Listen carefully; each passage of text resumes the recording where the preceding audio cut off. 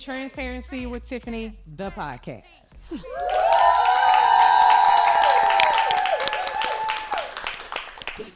For those of you who may not know, I am Tiffany, and I am grateful to have you all join us for season 2 of Transparency with Tiffany. So thank you for being here. Can we clap it out one last time? Thank you again to our amazing studio audience. And today we are kicking off season 2, celebrating somebody who is very special to me, and somebody who is celebrating a milestone birthday. Oh, yes. So, Thank you. for many, you don't need an introduction. So I might be breaking a rule. So if I do, just whisper to me like no to. Okay. So J. Carlvena Foster. What's the J? Oh, girl, Janie. That's my government, Janie. Did y'all? I know you did, but did anybody else know that? Oh, you true high point. You knew that. Okay, so before we just jump straight in, tell us, what do you do to relax? What do I do to relax? Well, every night when I get home, I immediately take my clothes off, I get on my bed, and I play Candy Crush. Do you? I play Candy Crush every night. Every night. Then I relax. And then if I want to get something to eat or I'm watching TV, I'm still playing Candy Crush. Okay. That's my relaxation until I fall asleep. Okay. What you watching? You in a series or anything? On TV. Oh, no. As my daughter say, you like the black shows. I like the black shows. Like BET? Yeah, BET is mostly what I watch. I like the FBI shows that come on. Yeah, those What's are. your favorite food? What you eat? What am I eating? Ooh, that's a good one because food is a friend of mine. I really like food. It relaxes me as well. So the latest thing that I'm eating is that Greek salad from Carva. My son loves it. Oh, I didn't really like Carva, Did but I tried that salad. I can eat it 2 or 3 times a week now. I don't know what to order. I didn't either. He done sent me a video on IG that tells you what to order from Pop. Yeah. Like, this is how serious he is about it. I didn't either. And my daughter was eating it, and she was telling me what was in it, and I'm like, I like all those things in it, and you can kind of make it your own. So I absolutely love it now. Okay. Yes. You had Red Lobster recently? Okay. Wear your Red Lobster back? Tiffany's got a tracker on me. Red Lobster was good yesterday. All righty. So we're going to jump right in.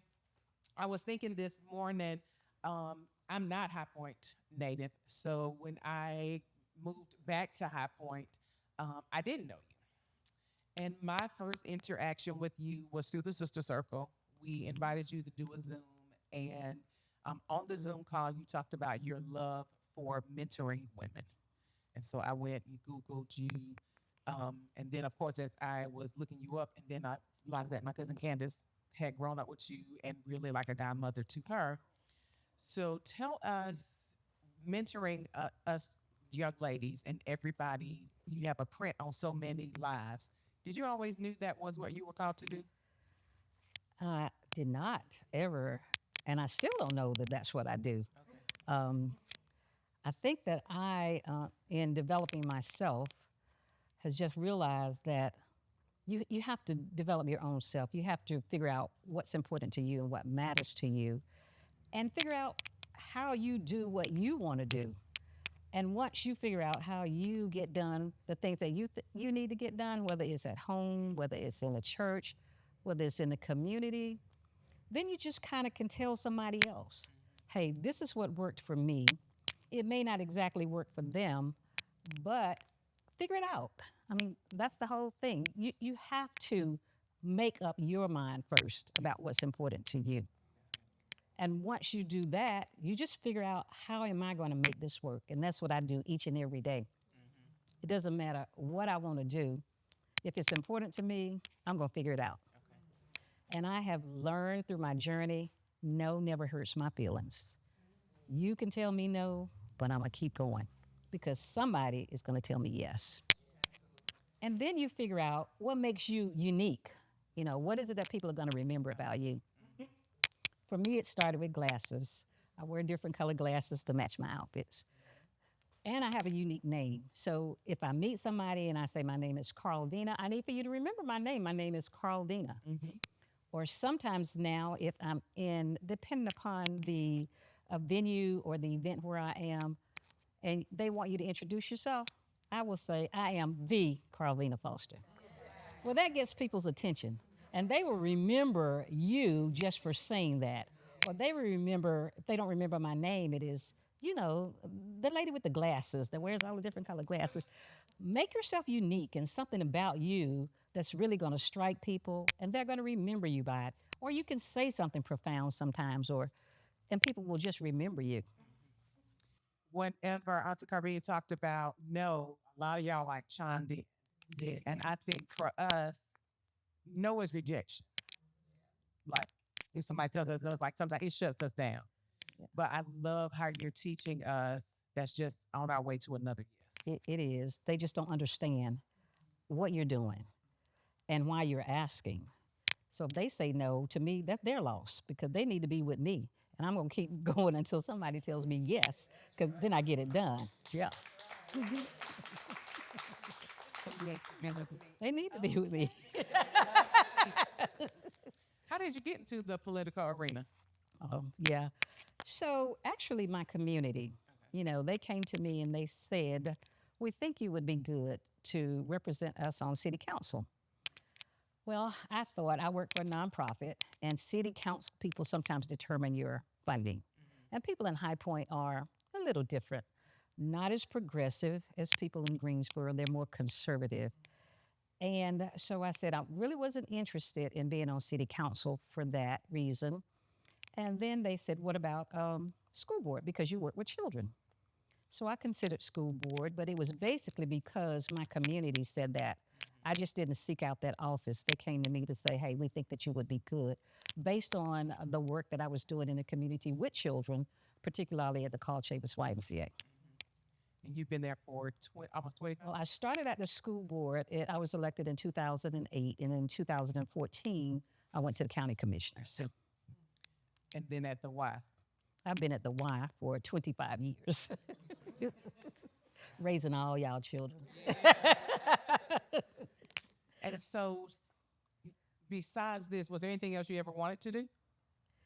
No, I absolutely love my job at the Y. You know, who can be 75 years old and still working at a YMCA? It's because I absolutely love my job. You know, it gives me the opportunity to touch so many families and to provide programs and activities that really benefit them.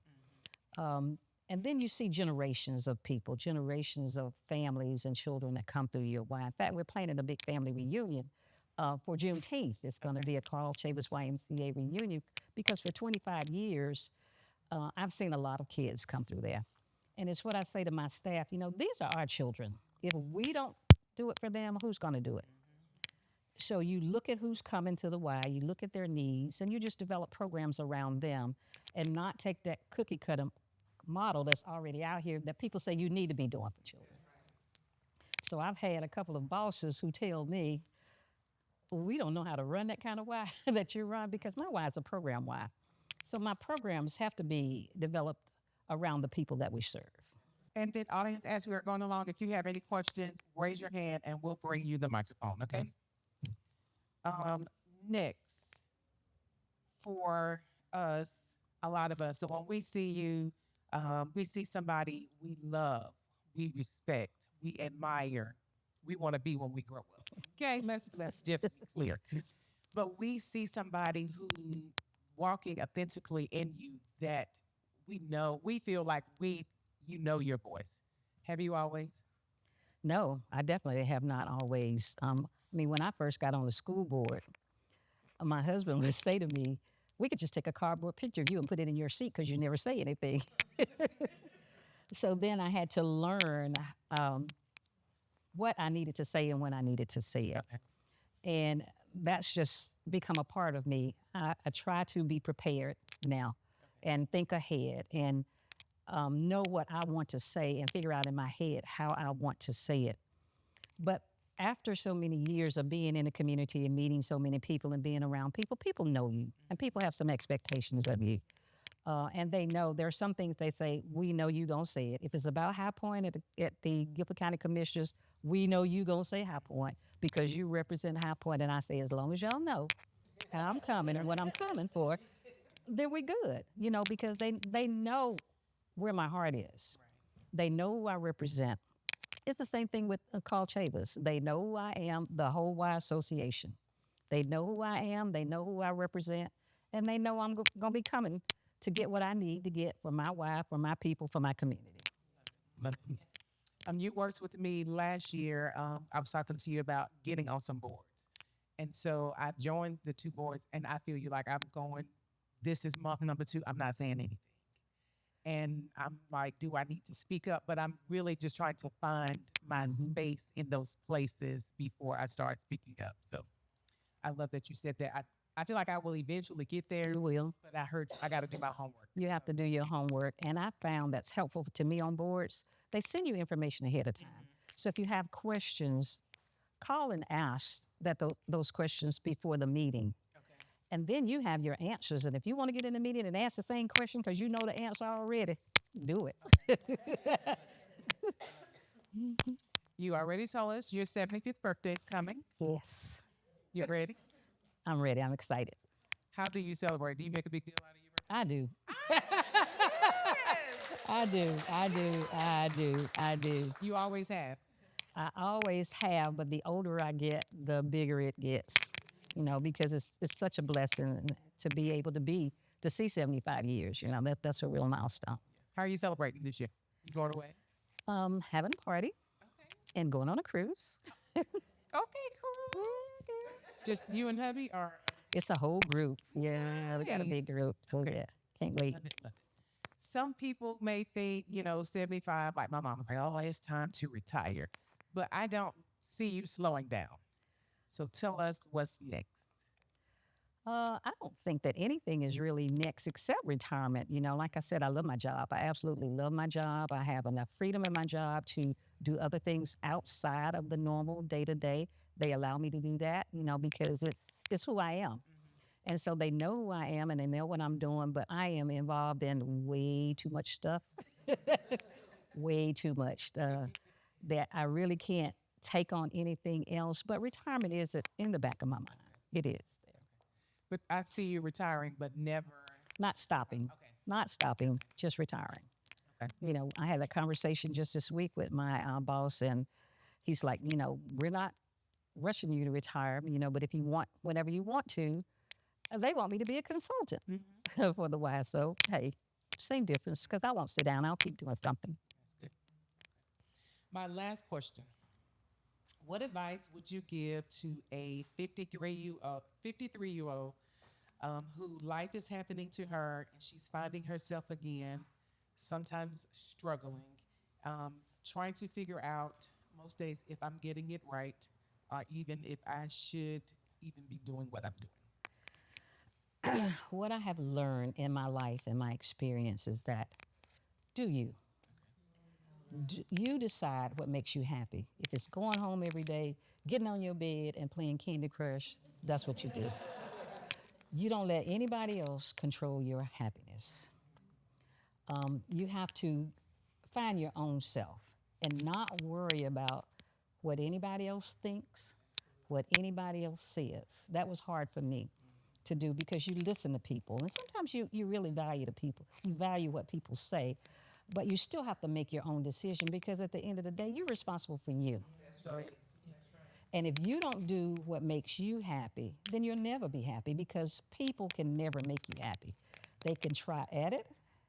And if you put all your faith and all your trust and all your happiness in people, when they leave, there goes it. And starting over is tough. I have had a lot of rough spots in my life, but when people look at me, they can't see it. Only the people that I want to see and know about my rough spots will know because I'm going to still be dressed up. I might not have but a dime in my pocket, but they won't know it. Because when you look at me, this is what you're going to see. You won't ever see the struggle because people can't help you. They just want to know it and talk about it. So you have to choose and choose your friends wisely. You may have one or two people that you really talk to, but everybody does not need to know what goes on with you or everything that you're feeling or everything that's in you. It's got to be you and your choices. Always, my family say it's all about you. Well, yeah, it's all about me. I make it all about me. Because if I don't, then I'm sitting over here. I got a headache. I'm looking all sad because y'all sitting over there looking all sad. Don't want to do nothing. Ain't gonna go nowhere. Telling me some stuff that I shouldn't be doing. That used to be me, but not anymore. It's me. It's whatever I want to do.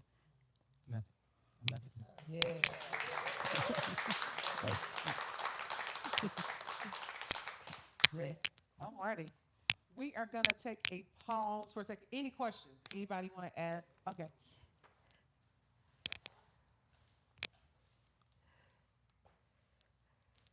Hi, Hey, Carvena. Sarah. I just wanted for you to speak on why High Point is your passion. Why High Point is my passion? Because I was born and raised in High Point, educated in High Point, graduated in 1968 from the William Penn High School, which no longer exists. But High Point has been good to me. It has afforded me opportunities that I may or may not could have gotten somewhere else. But I went away to school. I went to Fayetteville State. But then when I came back, I've just been in High Point all my life. And as I continue to live every day in High Point, it's just High Point has a lot to offer. You just got to be in the right spaces to understand where it is and where you fit in and how you're going to make it happen for you and other people in your community. So I have been afforded that opportunity because I serve on probably about 18, 20 boards. And I'm always in the room because they tell me you represent the community. And I love that they know that I represent the community. So it's easy for me to say, hey, there are opportunities over here for all of you, depending upon what you want to do. All you have to do is to say, this is what I want, and we can make it happen. So High Point, again, has afforded me those opportunities and experiences, really, growing every day, meeting different people, being in different spaces. I do love that. A long way from social services, isn't it, Sarah? Yes. I worked in social services. And when I worked at social services, my supervisor, what was her name, Penny. told me, you need your own. Because I didn't always follow the rules. She said, you need your own thing. And she was kind of right. Yeah, kind of right. I knew that was the answer, but I just wanted you to say it. And I feel the same way. High Point is, some people call it the stepchild, I just say it's a different child. It is different. It is very different. And what I will say is that even though I'm in High Point and I represent High Point, most people across this county, particularly in Greensboro, include me in everything that they do. Sometimes I'm just the only High Point person there. But I'm thankful to be the only High Point person, not thankful to be the only, but I'm thankful to be there because it's new ideas and to see how other people are doing things and to know that you have some support across the county because support is very important. People don't want to step out on a limb and say things and do things and don't have the community to back them up. So, Yay. Okay. So, we ready? All right. Okay. We're going to celebrate. Here's her. She celebrates speed, so we're celebrating her. 1, 2, 3. Happy birthday to you. oh, Happy birthday to you. Happy birthday. Happy birthday to you. Happy hey, Logan. birthday to you. Oh, thank Happy you. birthday. Thank you. Thank You you. gotta make a wish and blow out your candle. Ooh. It's easy. Only 2 candles. Thank you so much. It is so thoughtful. So this is the end of episode 1. Thank you so much for you. being here. We're grateful for you for your service to High Point and to us as women. Your voice, the blueprint. Somebody told me the other day that women who lead are often the blueprint, even though they don't want to be sometimes. Yeah. And so you are definitely that for us. You are definitely that for me. I love being able to call and talk to you and on my journey of finding my voice again. And so I'm grateful to have you as our first guest. To our audience, thank you for being you. here today. Can we give a shout out for this amazing location that we're in? Yeah. Nice. I want to just take a moment to give just a shout out to our partnership with Reen Ovation Studio. They have partnered with us and allowed us to be in this space. A lot of the time people ask, where are you? And we chose this because it is Black owned, it is woman owned, and a lot of people don't know that it's here. And so I am on a mission to make sure that as many people as possible know that it is here. So thank you for your partnership. And I also want to shout out our second partnership, which is Sip by Sherry. So y'all enjoy those. Include them some in our video. And so as we leave from this session, I just want to say, Auntie Carlvena gave us some great advice. And that advice is to be you and find out what makes you happy. And I don't know for everybody here or for an audience, that is what I am going to be working on whenever I leave this space. And so as we're leaving, to our audience out there, I'm asking you to please go and find us on our social media sites. We are on all platforms. Our YouTube channel is where we will be premiering, and it is Transparency with Tiffany, the podcast. And then we are on Facebook and on Instagram, same handle, Transparency with Tiffany, the podcast. See y'all next time. Thank you.